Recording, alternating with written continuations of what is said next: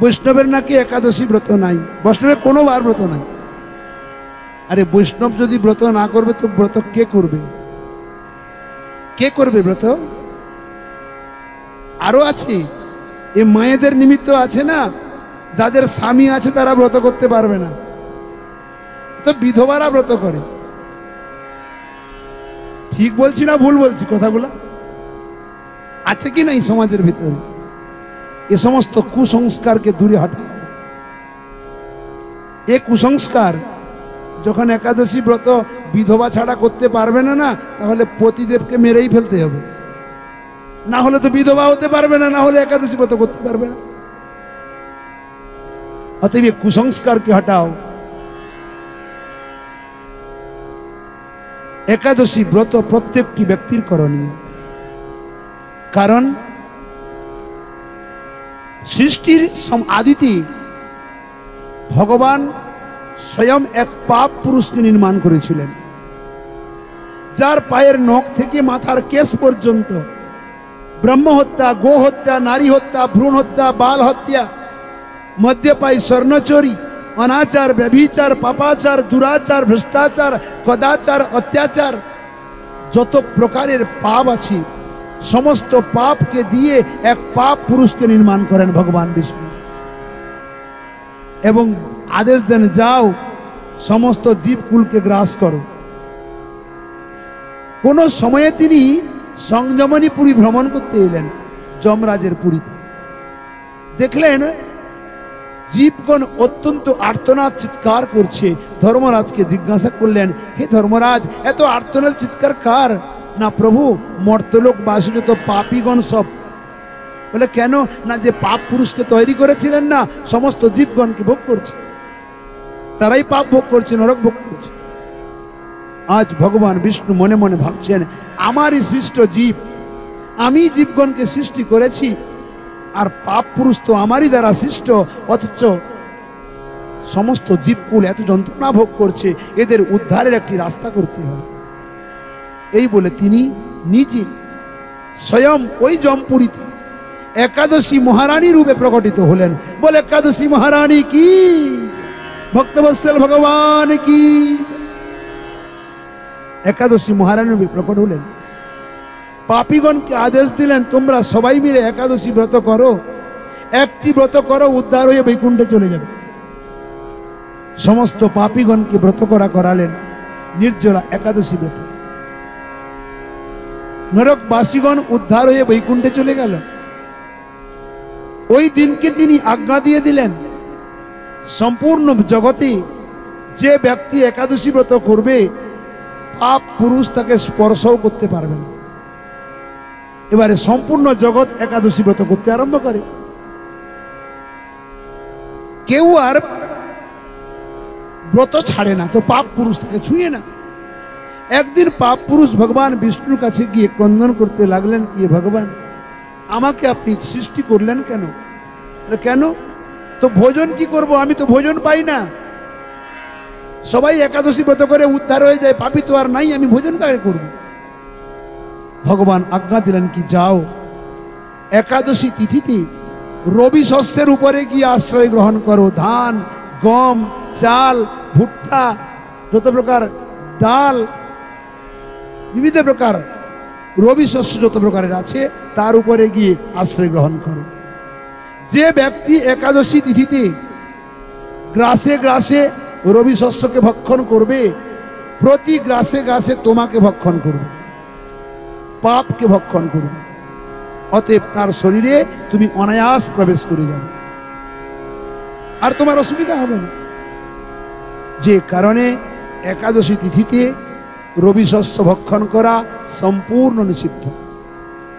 যদি ভক্ষণ করতে হয়, ফল এবং মূল এও ছিল না, এই আমার শ্রীমন মহাপ্রভু গৌরাঙ্গ সুন্দর আজ্ঞা দিলেন।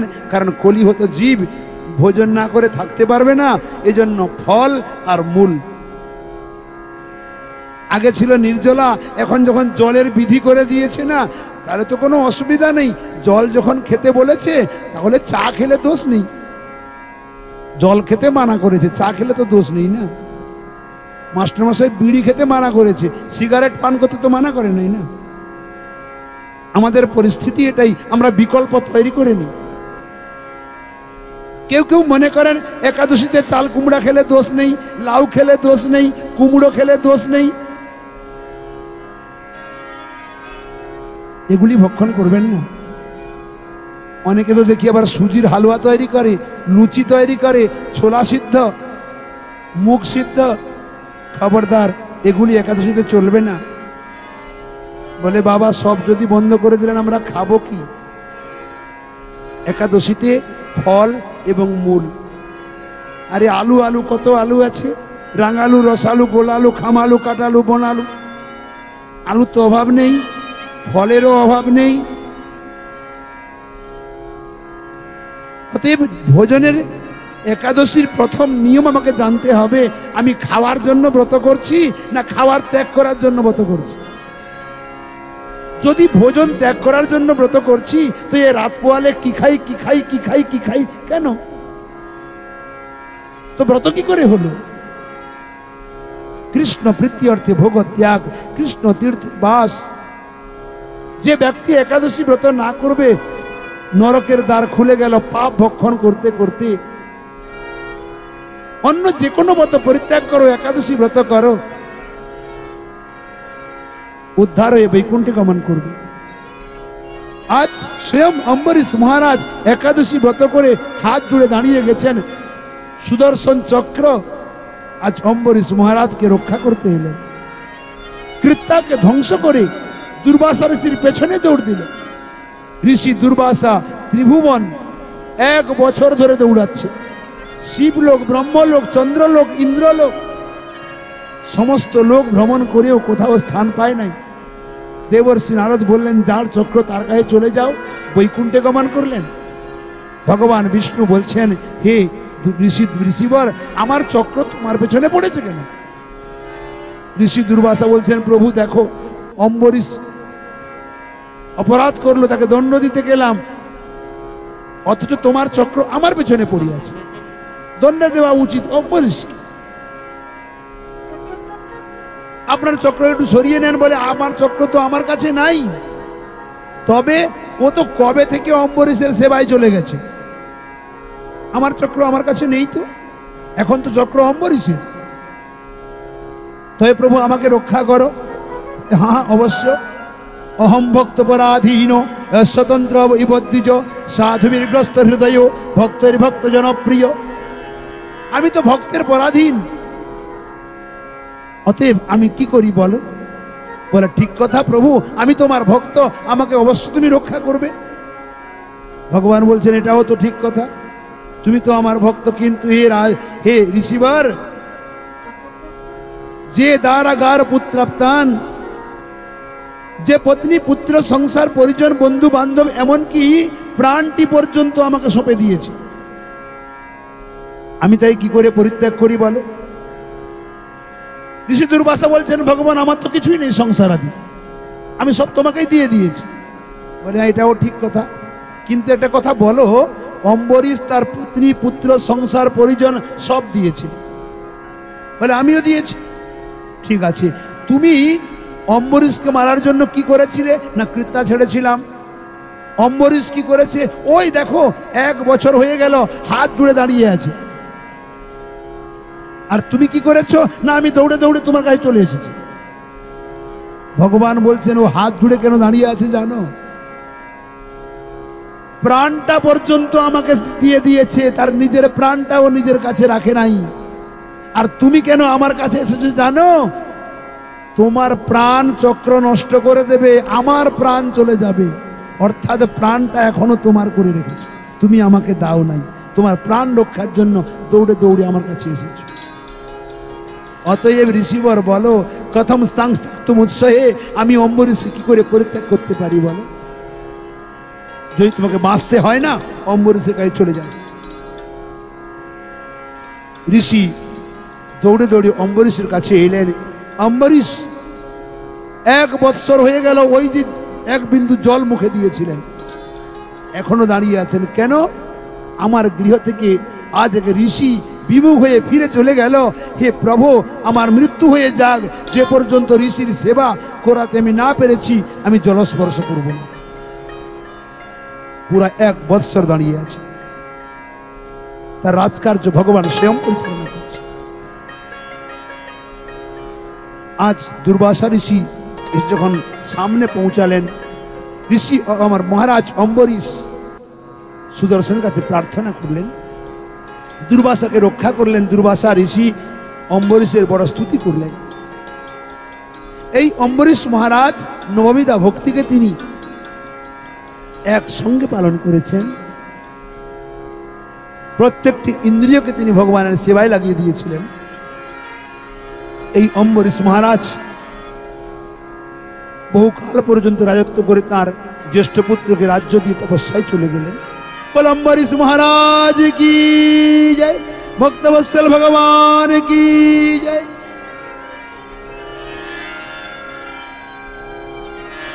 মনু মহারাজের জ্যেষ্ঠ পুত্র, একবার মনু মহারাজের হাঁচি আসে, ছিক বলে। নাক থেকে এক পুত্রের জন্ম হয়, যার নাম হলো ইক্ষ্বাকু।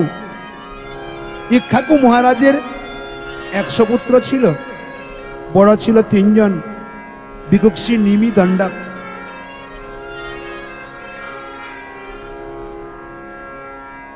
জ্যেষ্ঠ পুত্র বিকুক্ষী কোন সময়ে যজ্ঞের জন্য বনে পশু আনতে গিয়ে ক্ষুধার্ত হয়ে পশুকে খেয়ে ফেলেছিলেন। সেই অপরাধে পিতা তাকে পরিত্যাগ করে দেন। ইক্ষ্বাকু মহারাজের ভগবত প্রাপ্তি হওয়ার পরে বিকুক্ষী এসে রাজ্যভার সামলায়। এই বিকুক্ষী মহারাজের পুত্রের নাম হয় পুরঞ্জয়, ইনাকে ইন্দ্রবাহও বলা হয়। এই বংশে আগে এসে যুবনাশ্য নামে একজন রাজা হন। এই যুবনাশ্যের কোনো পুত্রকন্যা ছিল না। ইনি পতিপত্নী সহ বনে চলে যান, ঋষিগণের মাধ্যমে যজ্ঞ প্রারম্ভ করেন। যজ্ঞ পুত্র কামেষ্টি যজ্ঞ, যে যজ্ঞেতে জলকে অভিমন্ত্রিত করে রেখে দেন, পরদিন প্রাতকালে রানীকে পান করাবেন, যেখানে গর্ভাধান সংস্কার হবে। রাত্রিকালে যুবনাশ্য পিপাসার্থ হয়ে মন্ত্রপুত জলকে পান করে নিয়েছে। ফলত কি হলো, রানী যেখানে গর্ভবতী হতো, মহারাজ যুবনাশ্য গর্ভবান হয়ে গেল, গর্ভধারণ সংস্কার হয়ে গেল। ধীরে ধীরে গর্ভ বৃদ্ধি হতে লাগলো। সন্তান প্রসব কি করে হবে আমরা এখন জানি, এখন অপারেশন বেরিয়েছে। আর এ কথা সত্যযুগের কথা, তাও এই সত্যযুগে নয়, এটা তো এখন চলছে 28 চতুর্যুগ, আর এ কথা হচ্ছে প্রথম চতুর্যুগের কথা। আমাদের বৈবস্বত মন্বন্তরে প্রথম চতুর্যুগে এ কথা। তখন এই অপারেশন ছিল। অস্ত্রোপচারের দ্বারা যুবনাশ্যের উদরকে ঋষিগণ বিদীর্ণ করে এক সন্তানকে জন্ম করালেন অস্ত্রোপচারের দ্বারা। এই সন্তান স্তন্যপান করবে কোথায়? ইন্দ্রদেবকে আবাহন করলেন। সন্তান জন্ম নেওয়া মাত্রই অত্যন্ত ক্রন্দন করতে লাগলো ক্ষুধার্ত হয়ে। ইন্দ্রদেবের তর্জনীতে অমৃত আছে। ইন্দ্রদেব ওই পুত্রের মুখে তর্জনী দিয়ে বললেন, মাং ধাতা, মাং মানে আমাকে, ধাতা মানে মা, যেন অমৃত পান করো। পুত্রের উদর পূর্তি হলো। ধীরে ধীরে পুত্র বড় হতে লাগলো। নাম পড়ে গেল মানধাতা। এই মানধাতা মহারাজ পরবর্তীকালে চক্রবর্তী সম্রাট হন। ইনার 3 পুত্র হয়, 50 কন্যা হয়। কদাচিৎ কোনো সময়ে সৌবরী ঋষি বৃন্দাবনে কালিয়দহের তীরে বসে তপস্যা করছিলেন। কালিয় হ্রদেতে মৎস্যগণের ক্রীড়াকে দেখে সংসার করার ভাবনা জাগে। তখন তিনি মানধাতা রাজার কাছে যান। শরীর একবারে কঙ্কালসার। মহারাজ মানধাতা বলেন, হে ঋষিবর, কি চান আমার কাছে? না তোমার তো 50 কন্যা, আমাকে 1 কন্যা দান করো, আমি বিবাহ করব। রাজা দেখলেন আমি যে কন্যাকে দেব এ তো কঙ্কালসার শরীর, কন্যা তো আমার প্রতি অসন্তুষ্ট হবে। তাই বললেন ঋষিবর আপনি অন্তঃপুরে চলে যান, যে কন্যা আপনাকে বরণ করতে চাইবে আপনি তাকেই বিবাহ করবেন। ঋষি বলল এরকম বললো কেন? ও আমার এই কঙ্কালসার শরীরকে দেখে ঠিক আছে, অন্তঃপুরে যাওয়ার সময়ে নিজের স্বরূপকে পরিবর্তন করে একবারে দিব্য সুন্দর সুপুরুষ রাজকুমারের বেশ ধারণ করে অন্তঃপুরে প্রবেশ করে গেলেন আর আজ্ঞাপত্র নিয়ে দিয়ে দিলেন। 50 কন্যা সবাই মিলে এই সুন্দর রূপমাধুরীকে দেখে সবাই মিলে বনমালা পরিয়ে দিল। 1 কন্যা বিবাহ করতে গিয়ে একসঙ্গে সৌভরী ঋষি 50 কন্যাকে বিবাহ করে নিয়ে চলে গেল। 50 কন্যাকে একসঙ্গে 50টি বেদিতে সৌভরী ঋষি 50টি রূপ ধারণ করে বিবাহ করলেন, পৃথক পৃথক গৃহ দ্বার ব্যবস্থা করলেন। আজও বৃন্দাবনে সৌভরী গোত্রীয় ব্রাহ্মণগণ আছেন, প্রত্যেক পত্নী থেকে 100 করে পুত্র জন্ম করলেন, 5000 পুত্র হয়ে গেল, বিশাল সৌভরী গোত্রীয় বংশ সৃষ্টি হলো।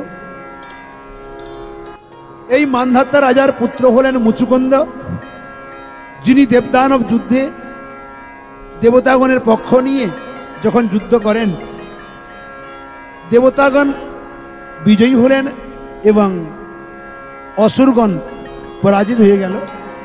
ইন্দ্রদেব বললেন কি হে রাজন বরদান চাও? বলে বরদান তো চাইবো, আমাকে রাজ্যে পৌঁছে দাও, আমি আমার রাজ্যে ফিরে যেতে চাই, এটুকু বরদান দাও। ইন্দ্রদেব মুখ শুকনো করে বললেন হে রাজন এই বরদানটি দিতে পারবো না। বলে কেন? না তুমি যতদিন এখানে যুদ্ধ করেছো এই সময়ের ভেতরে পৃথিবীতে 4 যুগ চলে গেছে, তোমার রাজ্যপাট তোমার বংশ কেউ নেই, সব সমাপ্ত হয়ে গেছে, আমি কোথা থেকে দেব?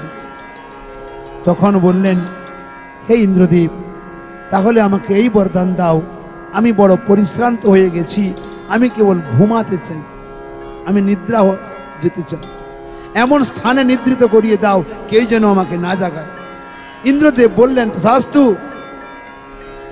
পৃথিবীতে গিয়ে যে স্থানটি উত্তম মনে করো সেখানে তুমি ঘুমিয়ে যাও, আর আমি বরদান দিলাম কেউ যদি তোমাকে জাগাবে, যে তোমাকে জাগিয়ে দেবে তোমার নেত্র থেকে অগ্নি বেরুবে আর তাকে ভস্ম করে দেবে। মুচুকুন্দ ঘুমিয়ে গেলেন। চিন্তা করে দেখেন কয় যুগ পূর্বে এ রচনা তৈরি হয়ে গেল, আর এদিকে দাপর যুগে যখন শ্রীকৃষ্ণ লীলা করলেন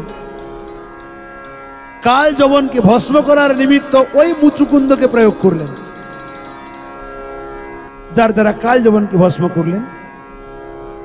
এই বংশে আগে এসে মহারাজ অজহন, যে বংশে দশরথ মহারাজ জন্ম নেন, দশরথ থেকে এর মাঝখানে আরো অনেকে আছেন, সগর মহারাজ আদি আছেন, অংশুমান রাজা হরিশ্চন্দ্র আদি অনেকে আছেন মধ্যখানে। তৎপশ্চাৎ মহারাজ দশরথ হন, দশরথের 4 পুত্র রাম ভরত লক্ষ্মণ শত্রুঘ্ন। বল রামচন্দ্র লাল কি। আমরা সূর্য বংশে প্রবেশ করব।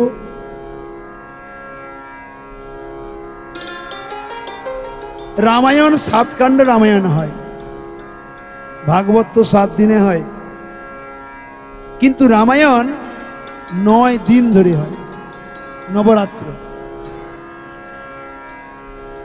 এখানে মাত্র 2টি অধ্যায় বর্ণন করেছেন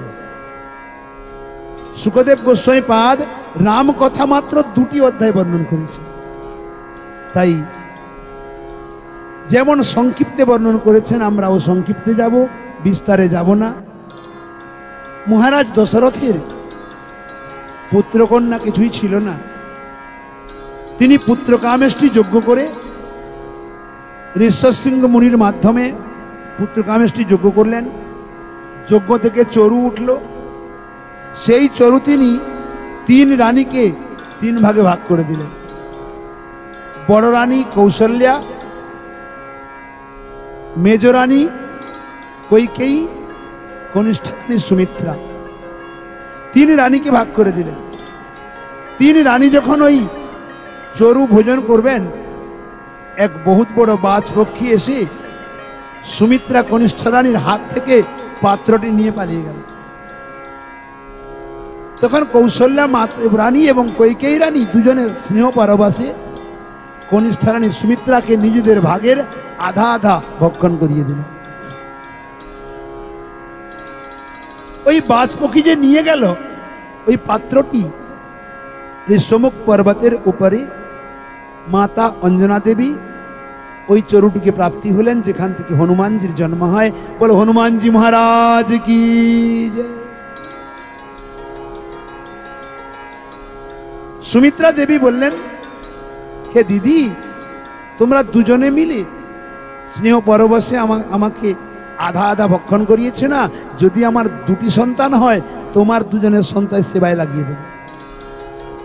সময় অনুসার তিন রানী গর্ভাধান সংস্কার হয়েই গেল। ধীরে ধীরে সময় অতিক্রান্ত হতে লাগলো। চৈত্র মাসের শুক্লপক্ষের নবমী তিথিতে পুনর্বসু নক্ষত্রে কর্কট লগ্নে শ্রী রামচন্দ্রের আবির্ভাব হয়। বল রাম লালা কি। চৈত্র মাসের শুক্লা নবমী তিথিতে পুষ্যা নক্ষত্রে নীল লগ্নে ভরতজির আবির্ভাব হয়। ওই চৈত্র মাসে ওই শুক্লা নবমী তিথিতে অশ্লেষা নক্ষত্রে কর্কট লগ্নে লক্ষ্মণ এবং শত্রুঘ্নের প্রকট হয়। বল চারো কুমার কি, तीनों रानिया की जय, दशरथ महाराज की जय, कौशल नगरी की जय, जय जय श्री राधे।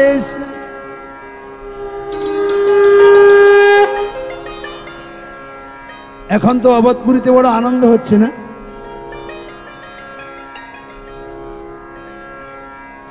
অবধপুরীতে তো বড় আনন্দ হচ্ছে না?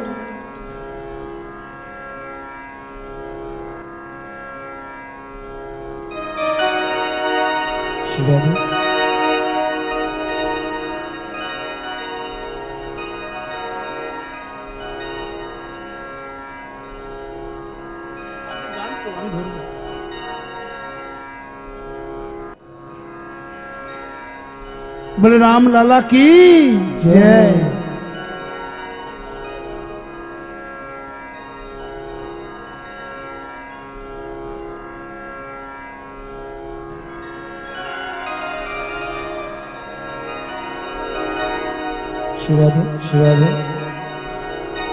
अवधपुरी में आनंद भयो है,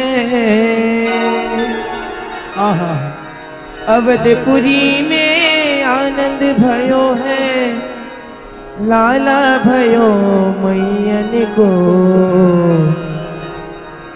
राम आयो है, मेरो लक्ष्मण आयो है, राम आयो है।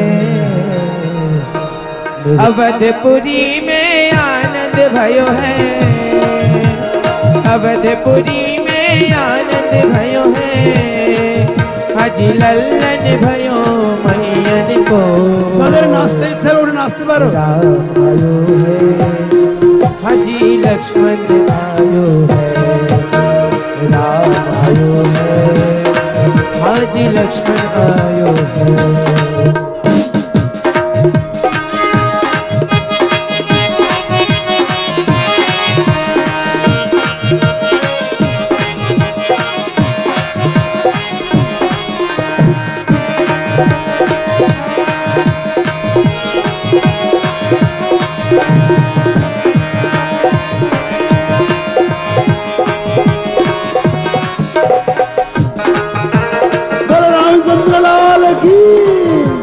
लखन लाल की, भरत लाल की, शत्रुघ्न लाल की, अवधपुरी की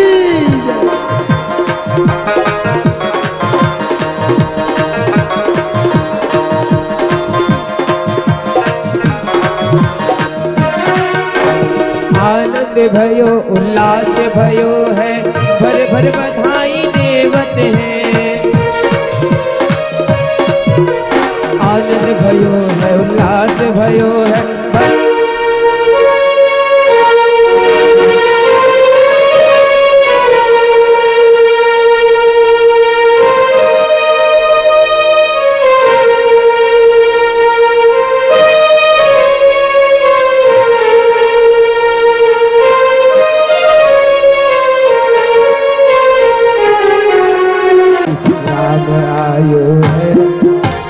लक्ष्मण आयो है। ओ मेरा राम आयो है, हाँ मेरो लक्ष्मण आयो है।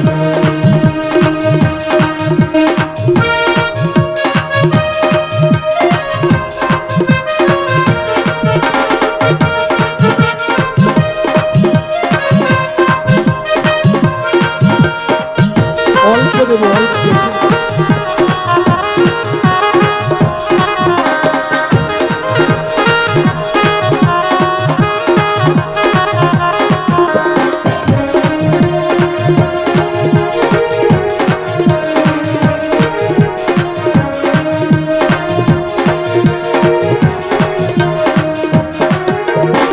अवधपुरी में आनंद भर दी राम लला की आज्ञा। भरत शत्रुघ्न आए दोनों कौशल्या में आंगन में। बैलून के हाथ में ना, बैलून हाथ में ना। आए दोनों सुमित्रा के आंगन में। भरे भरे बधाई देवत सबने, भरे भरे बधाई देवत सबने। राम आयो है, आज मेरो राम आयो है। मेरो लक्ष्मण आयो है, मेरो राम आयो है। हो मेरो लक्ष्मण आयो है।